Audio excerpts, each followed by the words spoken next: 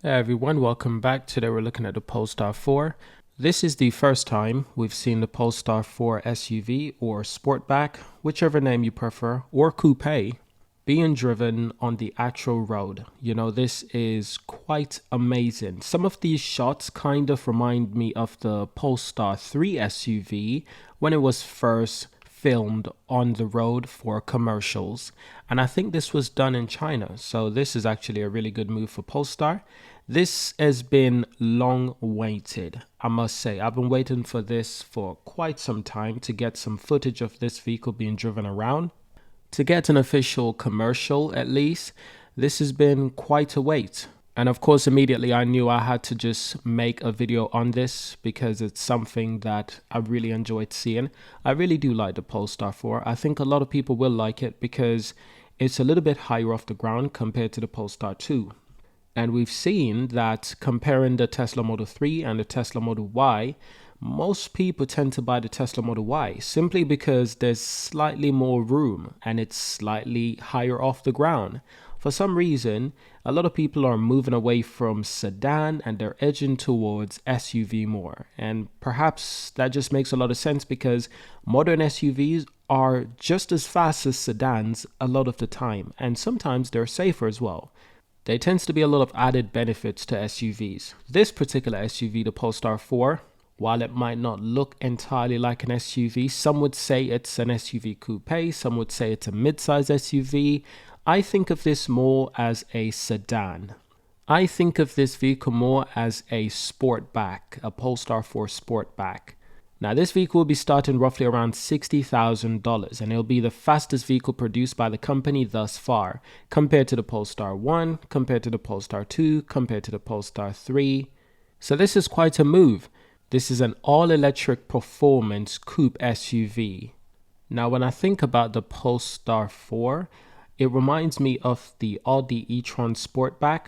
That is something like this vehicle that you can see on the right, and this is another view from the rear. Obviously, it looks more like an SUV, I must say, but at the same time, it does have that slight sedan kind of look, and this is what I mean when I say half SUV, half sedan. It's like a Sportback. You can see it's just high off the ground, that bit more.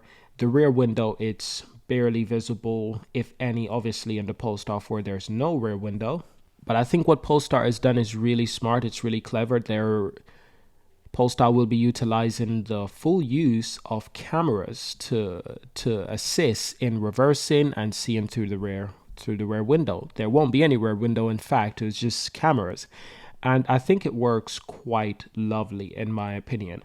But whenever you need to compare the Polestar 4 with another vehicle, you can tend to compare it with a Audi e-tron Sportback, and it's an SUV coupe, That is sort of what the Polestar 4 is. Although I'll admit the Polestar 4 does look a bit more like a sedan because the Audis tend to be much bigger vehicles. The Germans just make vehicles slightly different.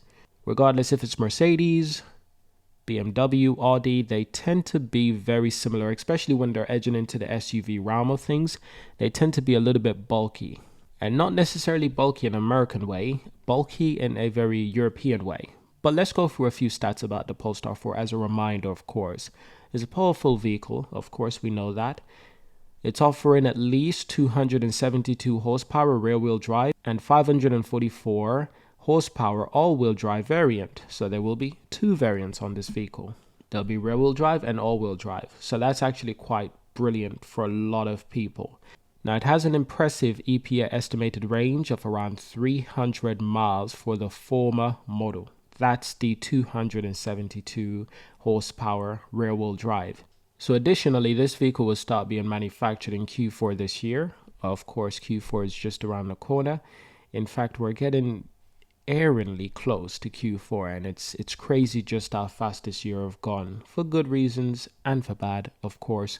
But nevertheless, this car will start being manufactured in Q4 this year, and it will most likely be heading to the market either in Q4 this year or Q1 next year. Polestar 3, on the other hand, as we know, it's been delayed until next year. We expect production to start early next year. Of course, that could change. One of my favorite things about this vehicle in particular is the display. the display is a 15.4-inch landscape display. I like that they're going with a landscape display. I think that's the correct move to make. That's the move Tesla's gone with recently. That's the move that a lot of EV manufacturers tend to be edging towards. And I think it just makes a lot more sense when it comes to software design, software updates.